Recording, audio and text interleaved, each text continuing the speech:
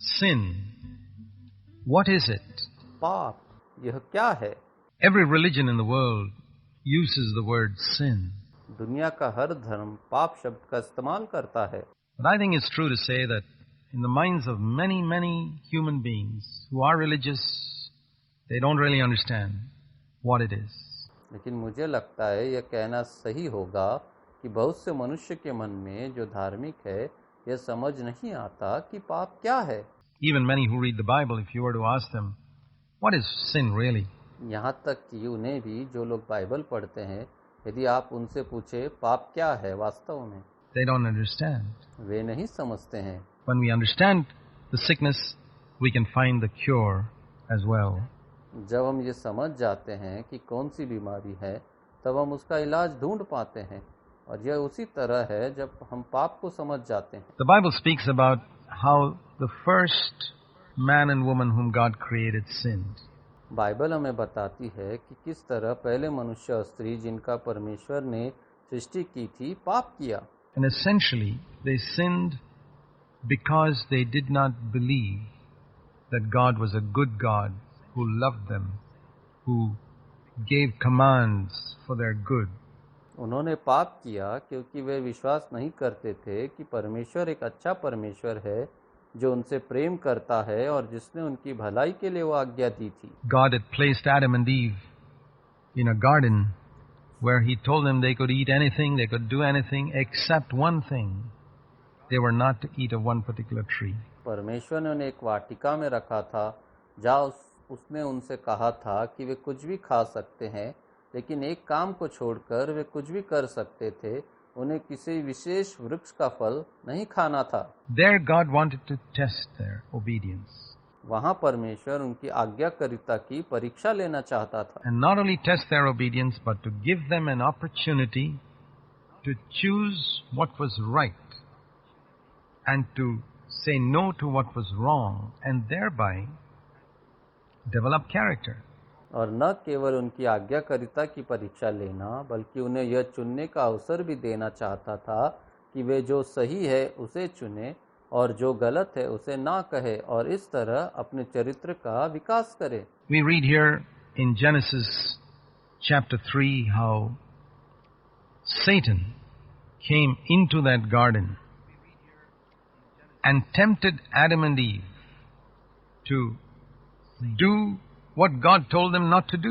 हम उत्पत्ति 3 में पढ़ते हैं कि कैसे शैतान उस वाटिका में आया और उसने आदम और हव्वा को वह करने का प्रलोभन दिया जो परमेश्वर ने उन्हें नहीं करने के लिए कहा था। And he tempted them by telling them that they could get certain advantages if they ate of that tree.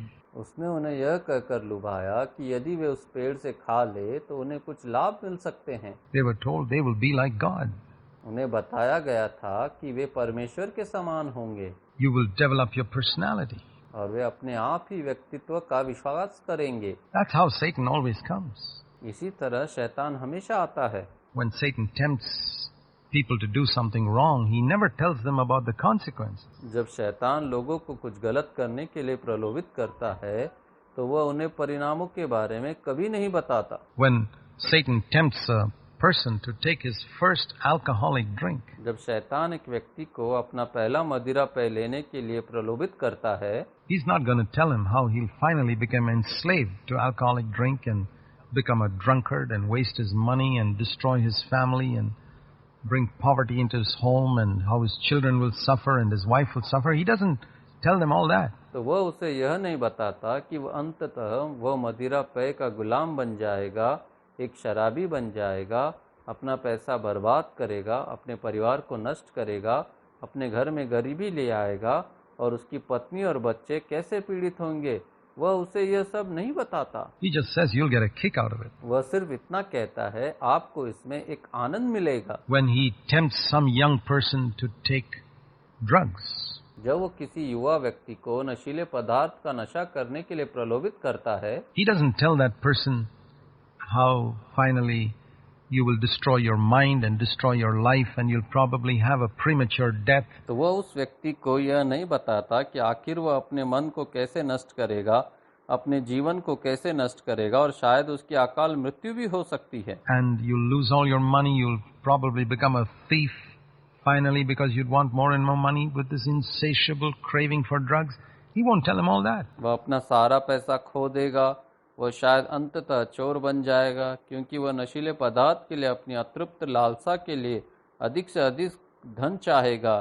शैतान उसे वह सब नहीं बताएगा। He'll just tell him how you're going to enjoy yourself if you take a little of these forbidden drugs and you'll get a kick out of it. वह उसे केवल यह बताएगा कि यदि वह इन प्रतिबंधित नशीले पदार्थों में से थोड़ा सा ले भी लेता है तो कैसे वह इसका आनंद ले पाएगा और उसे इससे मजा मिलेगा। It's exactly like that Satan came to Adam and Eve in the Garden of Eden. यह ठीक वैसा ही था जब शैतान अदन की वाटिका में आदम और हव्वा के पास आया था। And there we have an example of how he comes to all human beings today, telling them what they can gain when he हमारे पास एक उदाहरण है कि कैसे वह आज भी सभी मनुष्य के पास आता है और उन्हें बताता है कि वे क्या हासिल कर सकते हैं। tells a man to steal. He doesn't tell him about all the potential dangers of how he could be locked up in jail and how he could have children who would grow up following his example and be thieves, etc. जब वह एक मनुष्य को चोरी करने के लिए कहता है तो वह उसे सभी संभावित खतरों के बारे में नहीं बताता, जैसे कि उसे जेल में बंद किया जा सकता है, उसके उदाहरण का अनुसरण उसके बच्चे करते हुए चोर बन सकते हैं आदि। नहीं, वह उन्हें ये सब नहीं बताता है। No, he just thinks of that immediate prospect of gaining some money. वह उन्हें केवल कुछ धन प्राप्त करने की उस तात्कालिक संभावना के बारे में बताता है। The same way with adultery. उसी तरह यह व्यभिचार के साथ है। Satan doesn't tell people about the consequences, only the immediate pleasure. शैतान लोगों को परिणामों के बारे में नहीं बताता बल्कि केवल तात्कालिक आनंद के बारे में ही बताता है। Remember this thing whenever you're tempted. ये बात को याद रखें जब भी आप प्रलोभन में पड़ते हैं। Temptation always offers a certain forbidden pleasure. प्रलोभन हमेशा एक निश्चित वर्जित आनंद प्रदान करता है। But if you are sensible, you will think of the consequences. A sensible man always thinks about the future, not just about the immediate, the present. लेकिन अगर आप समझदार हैं तो आप परिणामों के बारे में सोचेंगे। एक समझदार व्यक्ति हमेशा भविष्य के बारे में सोचता है, न कि केवल वर्तमान के बारे में। He thinks, what's going to be the result of my action? वह सोचता है कि मेरे कार्य का क्या परिणाम होगा। And if you think about the result of your action, there are many things you will not do. और यदि आप अपने कार्यों के परिणाम के बारे में सोचते हैं तो बहुत से ऐसे कार्य हैं जो आप नहीं करेंगे। Animals don't think about the results of their action, though many animals do. That's why many animals are sensible, more sensible than human beings. जानवर आमतौर पर अपने कार्यों के परिणामों के बारे में नहीं सोचते हैं, हालांकि कुछ जानवर ऐसा करते हैं। ऐसे कई जानवर हैं जो इंसानों से ज्यादा समझदार होते हैं। But very often animals don't know what are the consequences of some things they do. But we do. लेकिन अक्सर जानवर अपने कार्यों के परिणामों को नहीं जानते हैं, लेकिन हम जानते हैं। We've seen around us so many examples of people who have destroyed themselves by wrong actions. हमने अपने आसपास ऐसे कई लोगों के उदाहरण देखे हैं जिन्होंने गलत कार्यों से खुद को नष्ट कर लिया है। And Adam and Eve took a very important decision that day that produced lifelong consequences, not only for themselves, but for their children and grandchildren and all their descendants. आदम और हव्वा ने उस दिन एक बहुत ही महत्वपूर्ण निर्णय लिया जिसका न केवल स्वयं उनके लिए बल्कि उनके बच्चों और पोते पोतियों और उनके सभी वंशजों के लिए आजीवन परिणाम भुगतना पड़ा। And from that we should learn one thing, उससे हमें एक बात सीखनी चाहिए that all the decisions we take in life produce consequences. कि जीवन में हम जो भी निर्णय लेते हैं उसका परिणाम भुगतना पड़ता है। We have to reap what we sow. That's what the Bible says. हम जो बोते हैं वही काटना पड़ता है, बाइबल यही कहती है। And many times it's not only we who are going to suffer the consequences, our children will have to reap the bitter fruit of what we sow. कई बार केवल हमें ही नहीं भुगतना पड़ता पर हमारे बच्चों को भी वही काटना पड़ता है जो हम बोते हैं। But the same works the other way too. और यही दूसरे तरीके से भी काम करता है। If you sow what is good, अगर यदि आप अच्छा बोते हैं तो your children are going to reap the good fruit of what you आपके sow. बच्चे जो आप बोते हैं उसका अच्छा फल प्राप्त करेंगे। In Adam's case, he and his wife were sent out of God's presence from that garden for the rest of their lives. आदम के मामले में उसे और उसकी पत्नी को उनके शेष जीवन के लिए उस वाटिका से और परमेश्वर की उपस्थिति से बाहर भेज दिया गया था। So don't think that the little choices that you make today in life are unimportant. इसलिए यह मत सोचिए कि आप अपने जीवन में जो छोटे छोटे चुनाव करते हैं वे महत्वहीन हैं And that you'll never reap a harvest in the future of what you're sowing और today. जो आप आज बो रहे हैं उसे भविष्य में आप कभी नहीं काटेंगे। It's not true. नहीं, यह सच नहीं है। I mean, the devil will blind you and make you think that such things won't happen, but they will. मेरा मतलब है शैतान आपको अंधा कर देगा और आपको यह सोचने पर मजबूर कर देगा कि ऐसी चीजें नहीं होंगी, लेकिन जैसा हमने But as we considered in an earlier study, why does God allow us to be tempted? लेकिन जैसा हमने अपने पहले के एक अध्ययन में विचार किया था कि परमेश्वर क्यों चाहता है कि हम प्रलोभन में पड़े, So that our character may develop. वह इसलिए ताकि हमारे चरित्र का विकास हो सके। He doesn't want robots. He doesn't want inanimate beings that just grow automatically according to certain laws of nature. उसे रोबोट नहीं चाहिए, वह निर्जीव प्राणियों को नहीं चाहता जो प्रकृति के कुछ नियमों के अनुसार स्वयं बढ़ते हैं। He wants us to be moral beings who choose to do what is good. That's the only way we can be children of वह God. चाहता है कि हम नैतिक प्राणी बने जो अच्छा करने के लिए चुनते हैं। यही एकमात्र तरीका है जिससे हम परमेश्वर की संतान हो सकते हैं। Whereas moral beings we choose. I choose what is good. And there's no virtue in choosing what is good unless there is an alternative choice which is also attractive. जो अच्छा है उसे चुनने में कोई हमारा गुण नहीं है जब तक कि कोई वैकल्पिक विकल्प न हो जो आकर्षक भी हो। See, when Adam and Eve were put into that garden, if God had made that forbidden tree ugly, repulsive, full of thorns and thistles and in every way hideous, और सोचिए, जब आदम और हव्वा को उस वाटिका में रखा गया था, यदि परमेश्वर ने उस वर्जित वृक्ष को कुरूप, घिनौना, कांटों से भरा और हर तरह से घिनौना बना दिया होता, then Adam and Eve would not even have been tempted to go near it. तो क्या आदम और हव्वा को कभी उसके पास जाने के लिए प्रलोभन होता? But we read the Bible says that tree was very attractive. लेकिन हम बाइबल में पढ़ते हैं कि वह वृक्ष बहुत आकर्षक था। It made Adam and Eve's mouths water. उस वृक्ष ने आदम और हव्वा के मुंह में पानी ला दिया। They longed to eat of it. वे इसे खाने के लिए तरसने लगे। Temptation has to be attractive for it to be temptation. Otherwise, it's not temptation. प्रलोभन होने के लिए प्रलोभन आकर्षक होना चाहिए, अन्यथा ये प्रलोभन नहीं है। If you find something in the world unattractive, you'll never be tempted by it. अगर आपको संसार में कुछ भी अनाकर्षक लगता है तो आप कभी भी उसके प्रति प्रलोभित नहीं होंगे। Character is developed through temptation that is attractive and yet which you know is wrong and you're resisting it and saying no to it. चरित्र का विकास उस प्रलोभन के माध्यम से होता है जो आकर्षक है, लेकिन आप जानते हैं वह गलत है और आप उसका विरोध कर रहे हैं और उसे नहीं कह रहे हैं। And that's why God has allowed many things in the world to be attractive. इसीलिए परमेश्वर ने दुनिया में बहुत सी चीजें को आकर्षक होने दिया है Some of those things are forbidden. और उनमें से कुछ चीजें वर्जित हैं। For example, an attractive woman who is not your wife, you're not to lust after her. You're not to admire her beauty. उदाहरण के लिए एक आकर्षक महिला जो आपकी पत्नी नहीं है, आपको उसकी लालसा नहीं करनी है, आपको उसकी सुंदरता की प्रशंसा नहीं करनी है। It'll destroy you. It'll destroy your marriage relationship. यह आपको नष्ट कर देगा, यह आपके वैवाहिक संबंधों को नष्ट कर देगा। Money is attractive.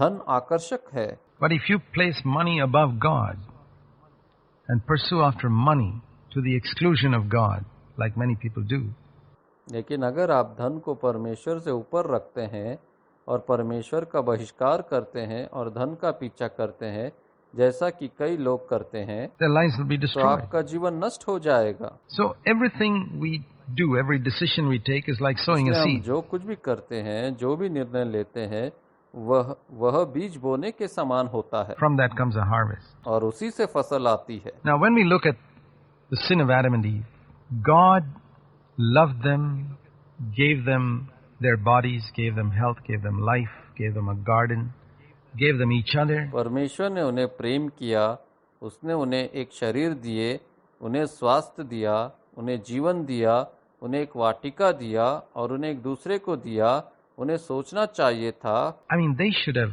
thought, well, God is so good. उन्हें सोचना चाहिए था कि परमेश्वर एक अच्छा परमेश्वर है Everything good for us, He will give us.